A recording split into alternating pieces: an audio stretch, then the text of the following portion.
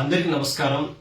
ఇటీవల హైదరాబాద్ మోండా మార్కెట్లో ఒక దళిత యువకుడు నడుస్తుండగా అక్కడ వెహికల్స్ అడ్డం పెట్టి ఉండడంతో వెహికల్స్ తీయాలని చెప్పి కోరిన తర్వాత అక్కడే ఉన్నటువంటి మార్వాడి వాళ్ళు వచ్చి ఈ దళిత యువకుడి పైన దౌర్జన్యం చేసి కొట్టడం జరిగింది.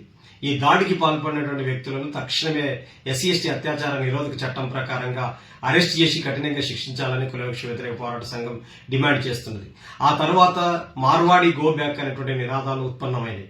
వాస్తవంగా భారత రాజ్యాంగం ప్రకారంగానే ఈ దేశంలో పుట్టిన ఏ పౌరుడైనా ఎక్కడికైనా వెళ్లి వ్యాపారం చేసుకోవచ్చు, ఉద్యోగం చేసుకోవచ్చు, జీవించే హక్కు కలిగి ఉండొచ్చు, జీవించవచ్చు అని చెప్పేటువంటి భారత రాజ్యాంగం స్పష్టంగా పేర్కొన్నది. ఇప్పుడు మార్వాడి గో బ్యాక్ అనేటువంటి నినాదాన్ని మేము సమర్థించకపోయినప్పటికీ దాని వెనుక జరుగుతున్నటువంటి ఒక మత విద్వేషపు కుట్రపూరితమైనటువంటి వ్యాఖ్యల్ని మాత్రం అందరూ పరిశీలించాలని చెప్పేసి నేను కోరుతున్నాను. ప్రత్యేకించి కేంద్ర హోంమంత్రికి ఉన్నటువంటి బండి సంజయ్ గారు ఆయన ఏం మాట్లాడుతున్నాడంటే, ఈ మార్వాడి గో బ్యాక్ అనేటువంటిది కమ్యూనిస్టుల ముసుగులో కాంగ్రెస్, బీఆర్ఎస్, ఎంఐఎం కలిపి ఆడుతున్నటువంటి నాటకం అనేటువంటి భాష ఆయన మాట్లాడాడు.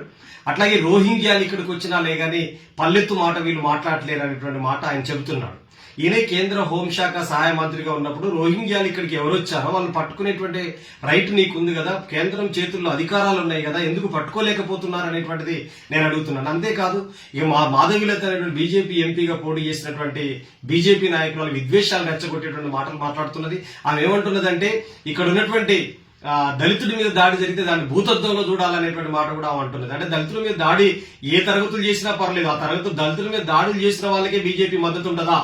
దళితులపైన దాడుల్ని ఖండించే చిత్తశుద్ధి, మానవీయత బీజేపీకి ఉండదా? మీరు స్పష్టం చేయాల్సిన అవసరం ఉంది. అందుకనే ఇట్లాంటి ఉదంతం వెనకాల జరుగుతున్నటువంటి చర్చల నేపథ్యంలో మత విద్వేషాలు రెచ్చగొట్ట పడుతున్నటువంటి వారి పట్ల అప్రమత్తంగా ఉండాలని చెప్పేసి విజ్ఞప్తి చేస్తున్నాను.